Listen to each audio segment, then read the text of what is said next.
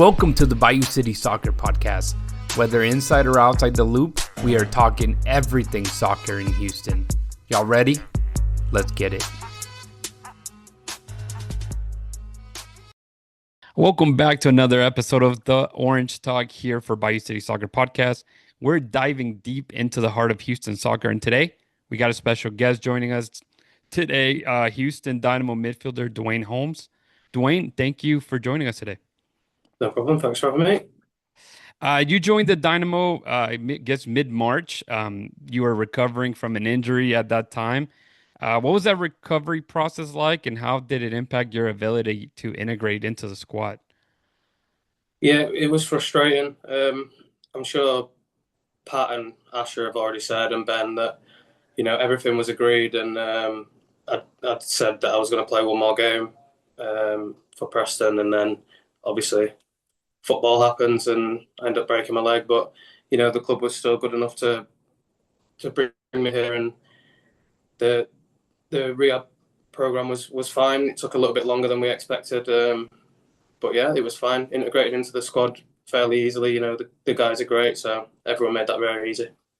Was there a turning point in your fitness or confidence, where you felt, yeah, I'm ready to contribute now?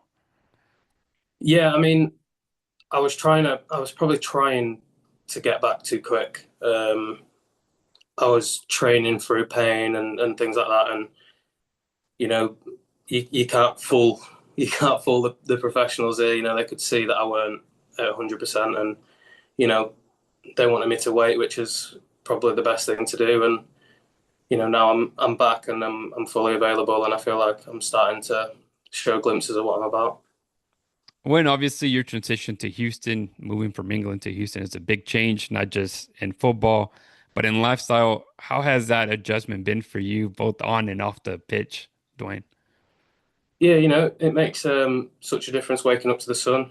Puts you in a better mood. Granted, it's very, very hot right now, but my family's enjoying it, my kids are loving it, so I can't complain. It's been a fairly easy transition. Just getting used to the heat's probably the toughest part. Yeah, absolutely. That's a big change right there, dramatic change. But which of your teammates have been, I guess, particularly helpful in helping you get settled in?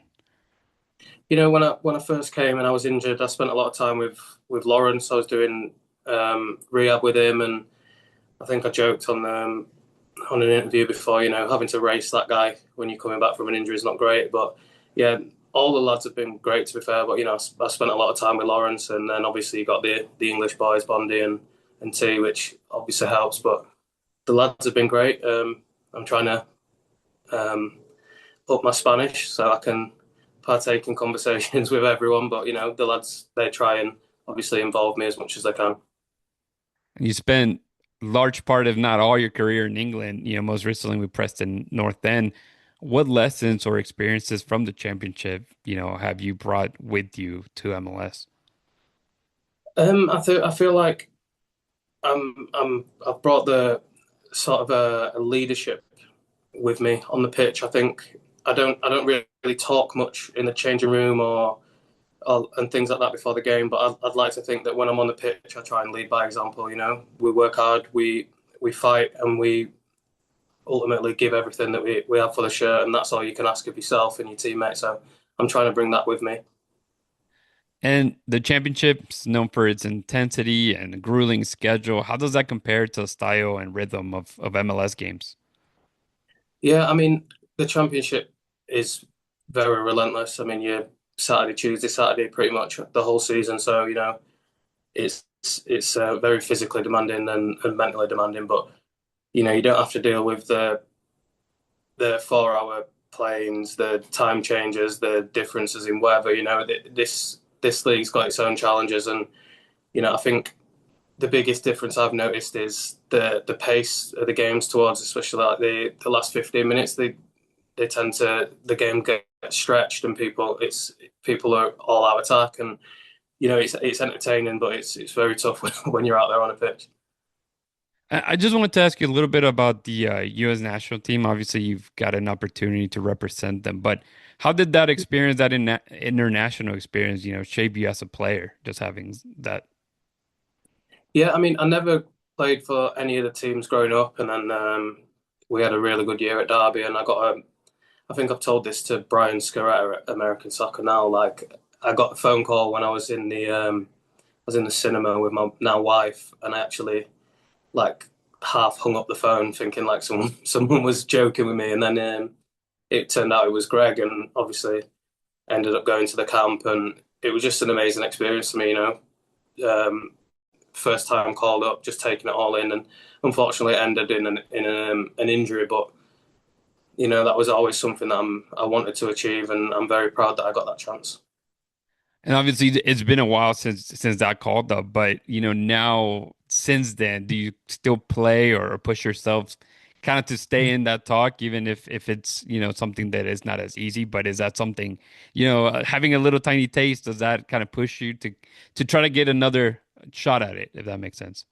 100%. I mean, I'd love to go again and really show what I can do because I think when I was there, I was nursing an injury coming back, and then obviously it struck again, and my time was cut short. But you know, the best way to put yourself in that picture is to do as well as you can here, and that's what I'm trying to do.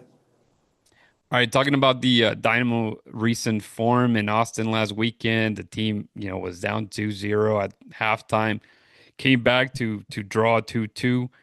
From your perspective, what clicked in the second half? I think we just upped the intensity. I mean, we were moving the ball a bit slow. We were a bit sloppy. Like the two goals again were very sloppy on our part. And I mean, we're creating chances, so it's just we're always going to be in games. We just need to be. I think the key for me is we need to be more ruthless in both boxes. And I think if we can fix that, we'll be going in the right direction. And then what did that comeback say about the spirit and mentality in the squad right now? I mean, it proves that we're all together, that we're not going to give up. You know, we've got a clear goal. We want to be in the playoffs at the end of the season, and we're not going to give up on that very easy.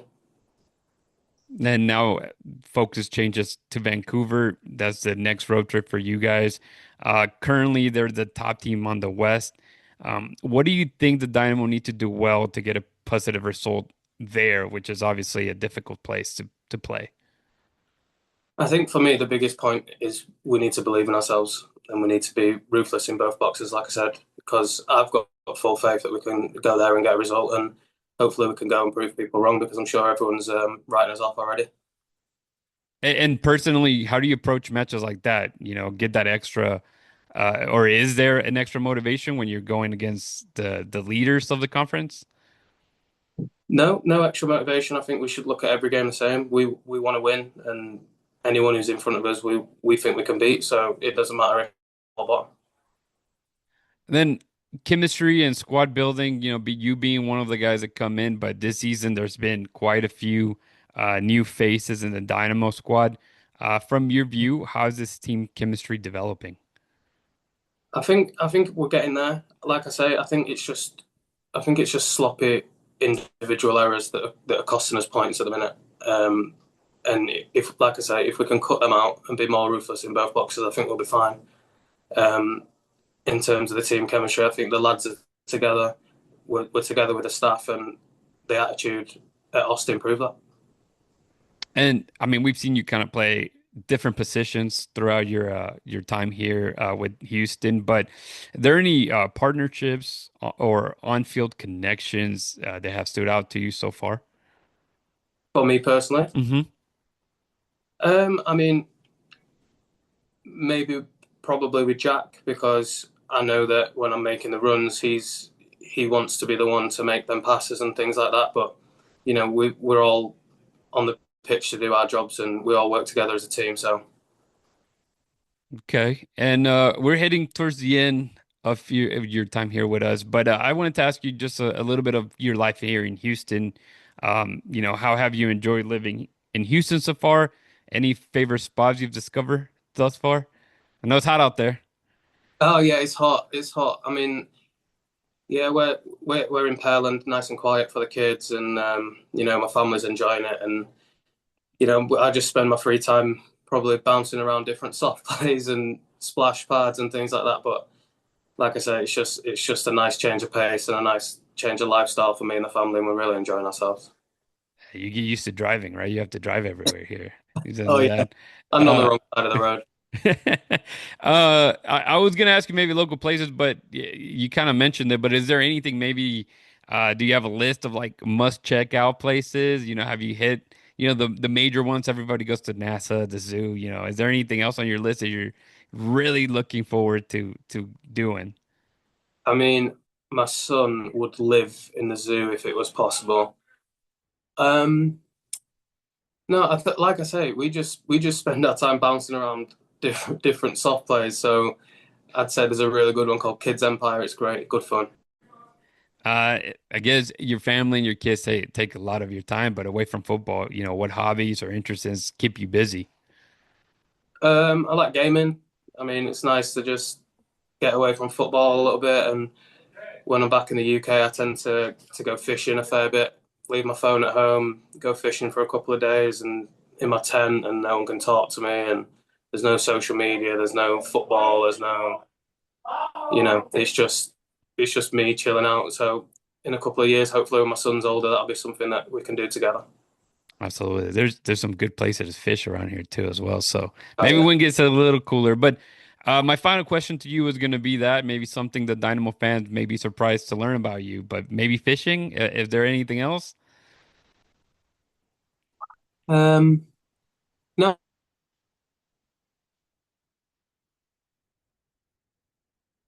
personally, you'd be very surprised that I like to go and sit and do nothing and fish. I mean, Jack's here nodding his head. But yeah, no, fishing's a good pastime for me.